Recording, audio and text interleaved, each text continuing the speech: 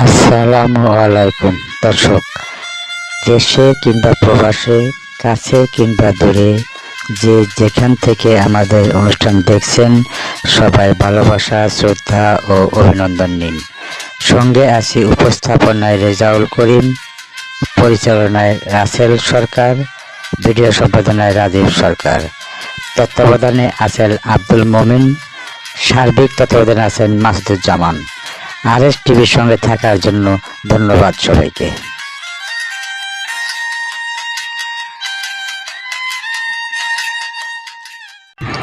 যেহেতু কন্টেন্টটি ঐতিহাসিক বিষয়ের উপর তৈরি করা বিধায় সময় একটু লম্বা হলো, বিষয়টি ধরে ধরে দেখার জন্য বিনীত অনুরোধ রইল।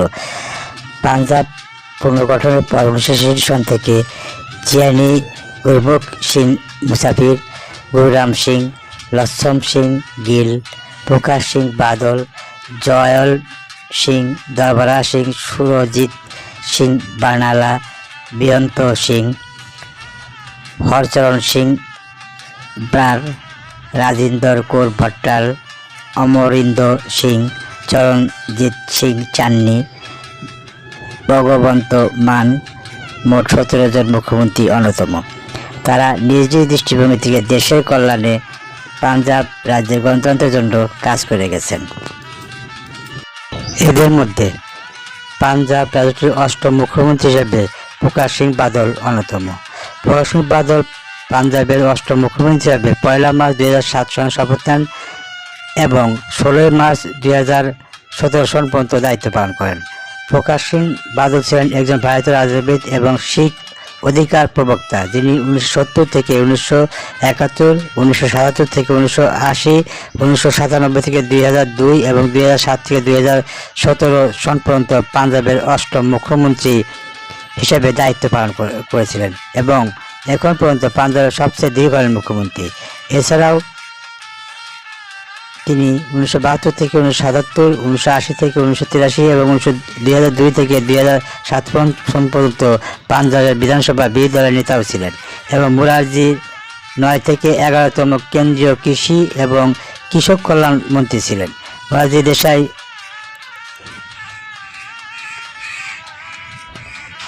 রোমাজি শিরোমণি আকালি দল একটি শিখ কেন্দ্রীয় আঞ্চলিক রাজনৈতিক দল এবং 1995 থেকে 2008 সন পর্যন্ত দলের সভাপতি হন প্রকাশ সিং বাদল। তার পুত্র সুখবীর সিং বাদল স্থলাভিষিক্ত হন। স্যাট এর পৃষ্ঠপোষক হিসেবে তিনি শিরোমণি গুরুদ্বার প্রবন্ধ কমিটি এবং দিল্লির শিখ গুরু দ্বারা পরিচালিত কমিটিতে একটি শক্তিশালী প্রভাব প্রয়োগ করেছিলেন। জনতা পার্টি ছিল মূলত ভারতীয় জাতীয় কংগ্রেসের বিরুদ্ধে তার মস্তিষ্ক প্রসূত। প্রকাশ সিং বাদলের ব্যক্তিগত বিবরণ। জন্ম: প্রকাশ সিং বাদল 8 ডিসেম্বর 1927 সনে আবুল খুরানা, পাঞ্জাব প্রদেশ, ব্রিটিশ ভারতে জন্মগ্রহণ করেন। মৃত্যু: প্রকাশ সিং বাদল 25 এপ্রিল 2023 সনে 95 বছর বয়সে মোহালি, পাঞ্জাব, ভারতের সবাইকে কাঁদিয়ে চলে যান না ফেরার দেশে। রাজনৈতিক দল: শিরোমণি আকালি দল, অন্যান্য রাজনৈতিক দল: জাতীয় গণতান্ত্রিক জোট, পত্নী শ্রীবন্ধু কৌর। প্রকাশ সিং বাদলের সন্তান 2 জন, যার মধ্যে সুখবীর আত্মীয় বাদল পরিবার, মেজিথিয়া পরিবার, কাইরন পরিবার, রেসিডেন্স বাদল, পাঞ্জাব পেশা রাজনীতিবিদ। প্রকাশ সিং বাদল প্রারম্ভিক জীবন এবং পরিবার। প্রকাশ সিং বাদল 8 ডিসেম্বর 1927 সনে মালুতের কাছে আবুল খুরানায় জন্মগ্রহণ করেন। তিনি একটি জাট শিখ পরিবারের অন্তর্গত, যারা সাধারণত রাজনৈতিক ছিল এবং তাদের ক্ষেত্রে কাজ করত। প্রকাশ সিং বাদল এর পিতা রঘুরাজ সিং বাদল নামের একজন জমিদার ছিলেন। 1959 সনে তিনি শ্রীবন্ধু কৌরকে বিয়ে করেন। এই দম্পতির 2টি সন্তান ছিল, সুখবীর সিং বাদল এবং গৌনীত কৌর, যিনি আদেশের প্রতাপ সিং কাইরনের সাথে বিবাহিত।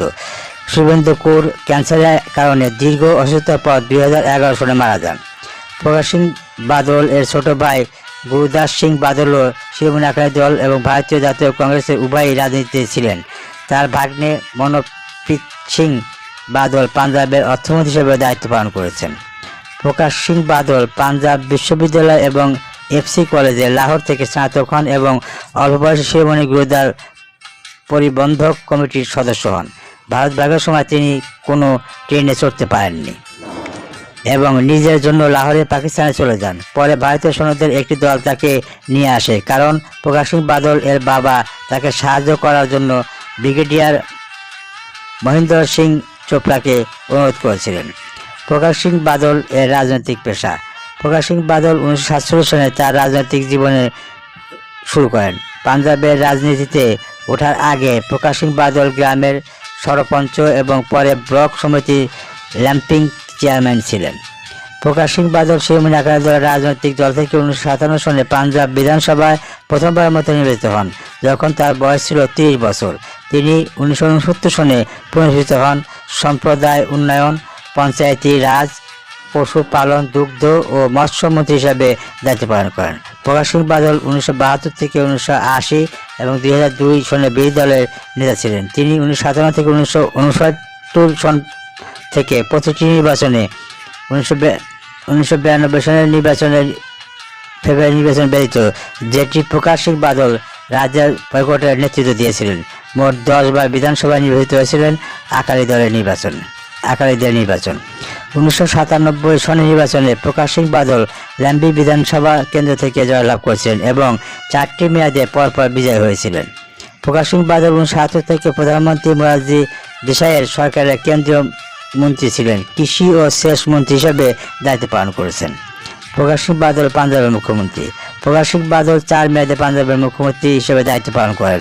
প্রথমবার 1970 সনে এবং তিনি ভারতীয় রাজ্যের সর্বকনিষ্ঠ মুখ্যমন্ত্রী ছিলেন। তিনি মার্চ 2017 সনে তার শেষ মেয়াদ শেষ করেন।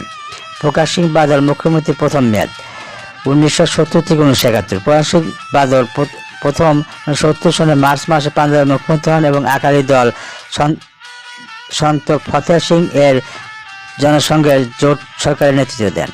1970 সনে জুন মাসে জনসংঘ পাঞ্জাবের হিন্দির স্থান সম্পর্কে তাদের মতভেদের কারণে প্রকাশ সিং বাদল সরকারের কাছ থেকে সমর্থন প্রত্যাহার করেন।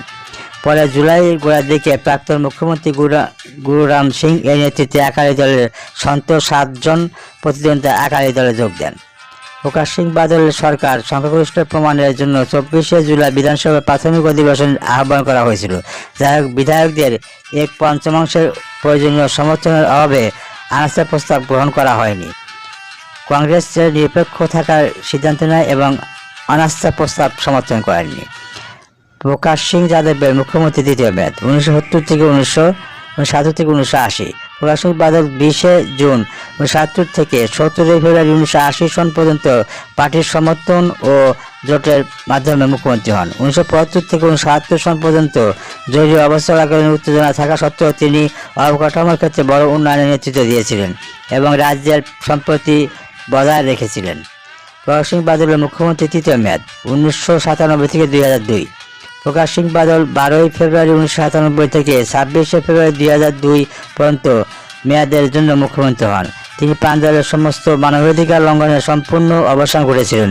পাঞ্জাব পুলিশ ভয়ঙ্কর ব্ল্যাক ক্যাটস এর বাউন্টি সিস্টেম সহ। প্রকাশ সিং বাদলের মুখ্যমন্ত্রী চতুর্থ মেয়াদ 2007 থেকে 2012। প্রকাশ সিং বাদল 2007 পাঞ্জাব রাজ্যের নির্বাচনে শিরোমণি আকালি দলের ভারতীয় জনতা পার্টির জোট সরকারের 117টি আসনের মধ্যে 67টিতে জয়লাভ করে এবং প্রকাশ সিং বাদল চতুর্থবারের মতো মুখ্যমন্ত্রী হিসেবে শপথ নেন।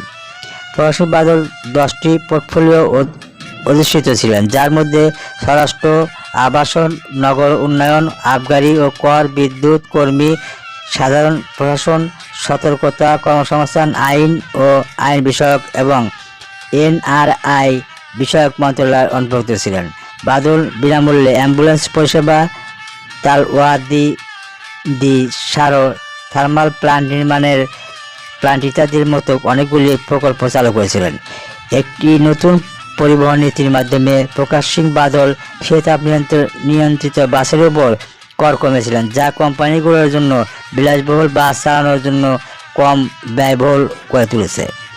এটি প্রকাশ সিং বাদলের ছেলে সুখবীর সিং বাদলের মালিকানাধীন একটি বাস কোম্পানির মুনাফা ও বৃদ্ধি করে, যা 1.7 বিলিয়ন মার্কিন ডলার উন্নীত হয়।